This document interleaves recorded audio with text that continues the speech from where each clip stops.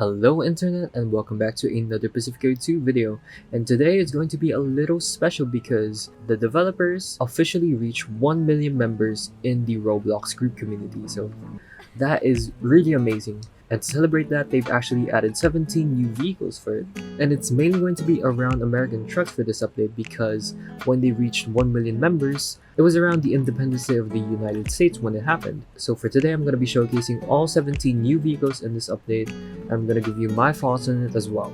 So let's begin. And starting off right here, we have the Rebel 1500 V8 Dual Cab S-Drag. Wow, that's a handful and a lot of words. It is drag, so this is basically built for drag racing. So you can see all the details right here, along with I think these are support frames for the rear end. The wheels are actually kind of different. The front wheels are more sportier, and if you go ahead and look at the back, these are more for like the slick drag types because obviously this is rear wheel drive. They do look like clear tail lights actually. Yeah, they are. So that's the Rebel 1500 V8 Dual Cab S-Drag. And moving on next to this is we have the normal variant of this actually. This is just the 1500 V8 Quad Cab S. There isn't actually any differences within the rims. This is just basically a stock model or more of like a premium model of the vehicle. Oh, an important thing for this update as well is all the vehicles that you are going to be seeing on this showcase as well is completely free. You do not need to spend on a Game Pass, and you only need to be a part of the Roblox group in order to use these vehicles. So hopefully I'll be able to show you guys all these vehicles and you're able to enjoy them as well. Next we have the Rebel 1500D Quad Cab Flatbed. So this is actually like a flatbed thing, and I'm gonna be honest, I have no idea how pickup trucks work, and this is just actually for like regular things. So if you do know what these are used for, please let me know. I'm actually quite curious to see what their purpose is and how it differs for various vehicles. Their tires are very different. They are more all-terrain, so if you're going off-roading, I think this is a much more viable option. Going up next is we have the Rebel 1500 V8 Quad Cab, and now this looks more of a base model actually. Yeah, it is a base model. So this is the premium type and this is the base model. There isn't much any difference actually. Their exhaust is the same. Yeah, so the bumper is actually different. They have different bumpers, and as well as the tail lights. If you look at the tail lights right here, this is clear and this is just regular red tail lights. And going up next is we have the Rebel 1500 V8 Dual Cab S, and this is actually just a two-door cab, and you're gonna have much more space actually. Yeah, you're gonna have much more space compared to the regular Cab S, so not much difference here. And if you go ahead and look at the stock version or the base model, the difference in the rims are actually just very obvious as well. I think that's about it. We're actually going to be moving to the more interesting type of pickup trucks, and one of those right here is going to be the Rebel 1500 V8 Revolt.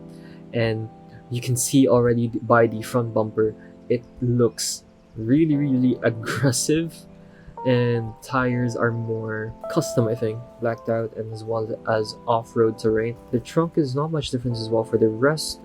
No clear taillights, the exhaust, it looks the same. The only changes that it obviously has is the front side. Moving on, next is its big brother actually, and you can see a noticeable difference between their height as well as the suspension. The suspension is different as well as the tires. The tires are much more bigger, and even the rims are changed out as well. These are more, this looks like copper, I think, copper or alloy. The taillights, which is clear taillights compared to the red taillights right here, and then they added a light bar. So if you do get inside and if you do want to try opening the lights right here, they all function and they look very cool and aggressive. Okay, now we're going to be showcasing the 2500. So if you can tell right here, we have the 1500, 2500, and 3500. And the main difference for all of these vehicles is their actual size. So this is pretty insane to see that the 1500 right there, the biggest variants that they do have, the Revolt. And here is the base model of the 2500, which is much more wider and longer. This actually looks like a really good work truck, and Next to this right here is the more premium model, and as you can tell, the only difference that it does have is the wheels, or sorry, their rims as well as their tires, and those are the only two major differences that I can spot from them right now. If you do take any notice for their differences, please do let me know in the comments. And the next one that we're going to be showcasing right here is the Rebel 3500.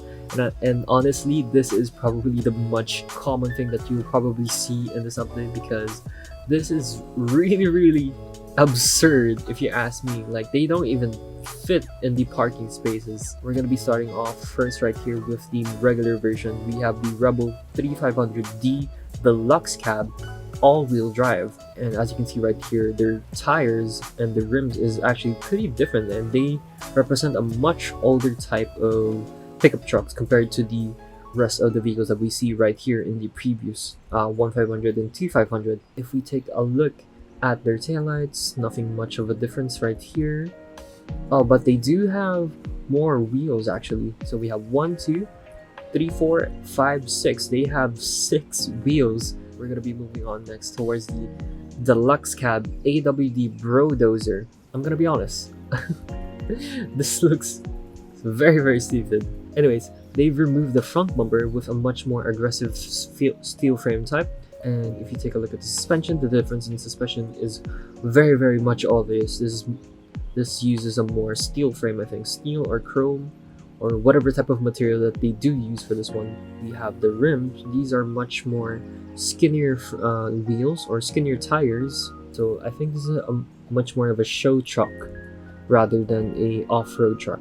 And now moving on next is we have the Rebel 3500D Deluxe Cab AWD Lifted Flatbed, and holy that's so much words.